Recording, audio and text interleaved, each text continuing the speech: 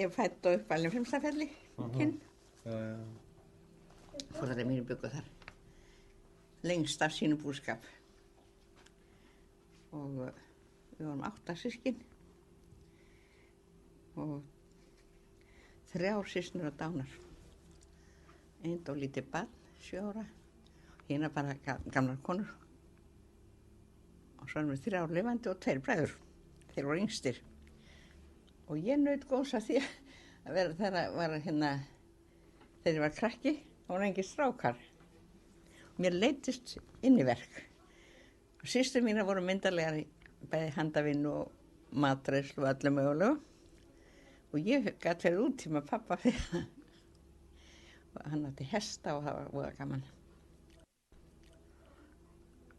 Hún fór Austurlaugarvatni í héraðsskólann þar og þar var pabbi kennari.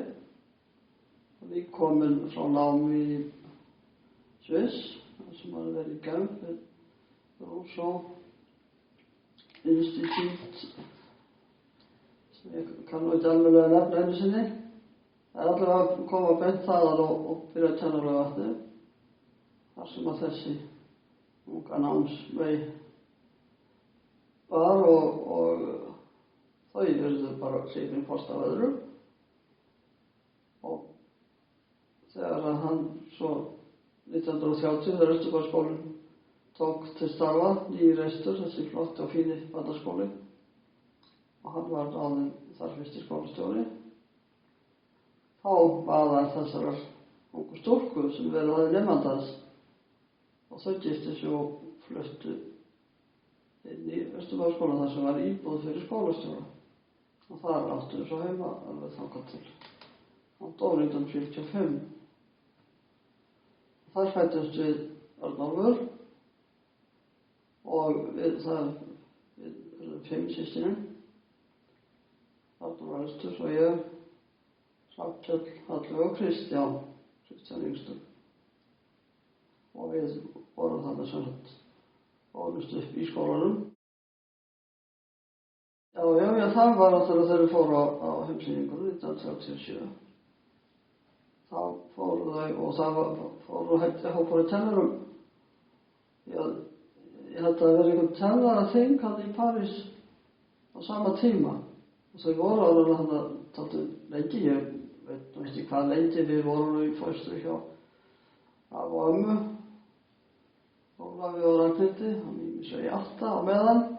Þau fóru þarna út og ég held að þarna pabbi náttúrulega talaði fransku, búin að vera í París og Genf, en mamma kunni enga fransku. Og það þótti náttúrulega erfitt að vera þarna að geta talað nokkuð, því að leið að var komin aftur heim, þá fór hún á námskeið og hann fransés.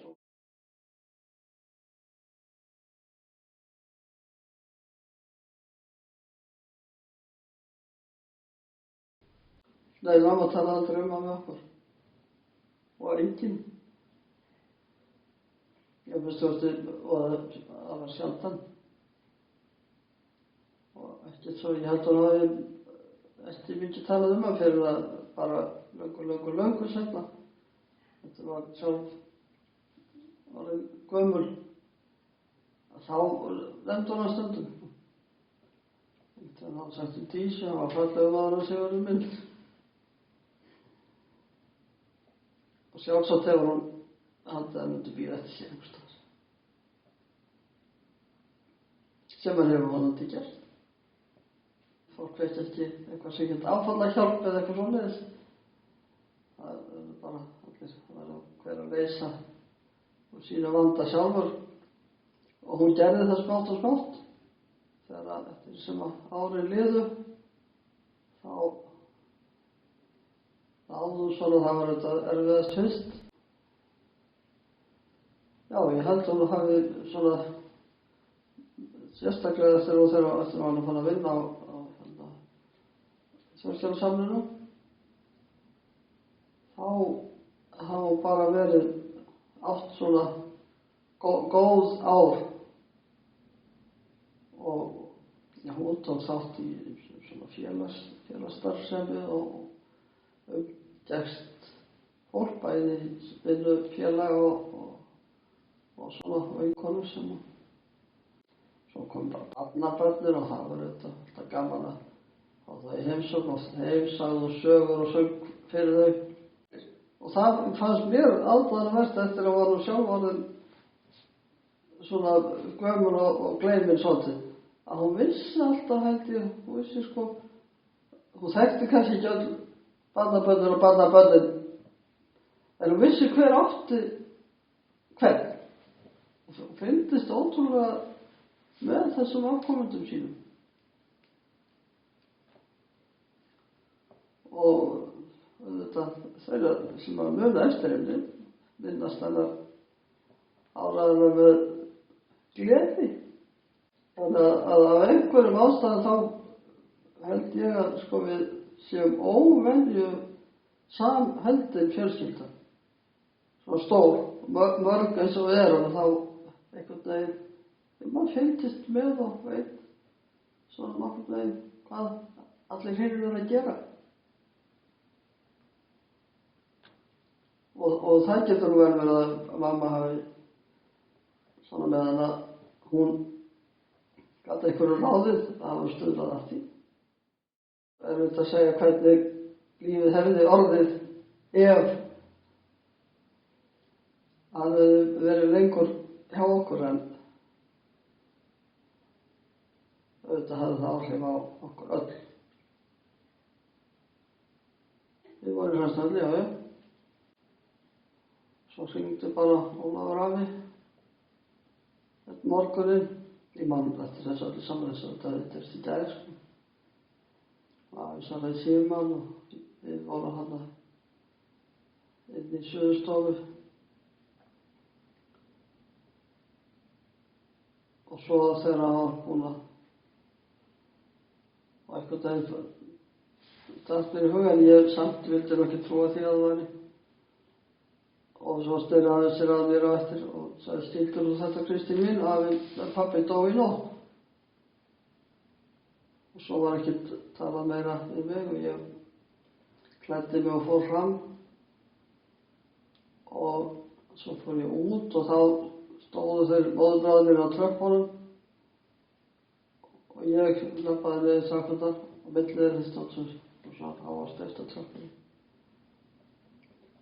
Og ég fór út í fjárhús þar sem að Gráni gamli var, einni krónli og þar grét ég svolítið hjá honum. Það var svona, en já, svo bara hélt og ég heim aftur og það var ekkert svo sem verið að tala þetta eiginlega. Svo var í þá daga þá var oss og við vorum ekki við jarðarförin en henni var útvarpað og við sátum þar og við Hrafnkell sátum saman á rúmi í suðurstofu og hlustuðum á þetta útvarpinu.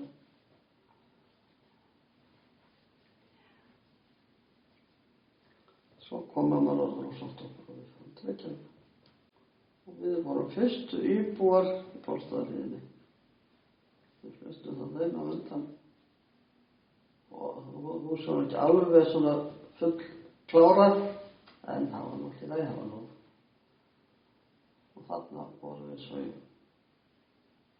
og mamma átti þetta heima lengi og líka eftir að við vorum hann heima. Hún var mjög áhugasöm alltaf pólitík og fylgdist með því sem var að gerast og hafði sína skoðanir það var ekki og lá ekki á þeim. Hún hefur áður alltaf kosið í öllum kosningum.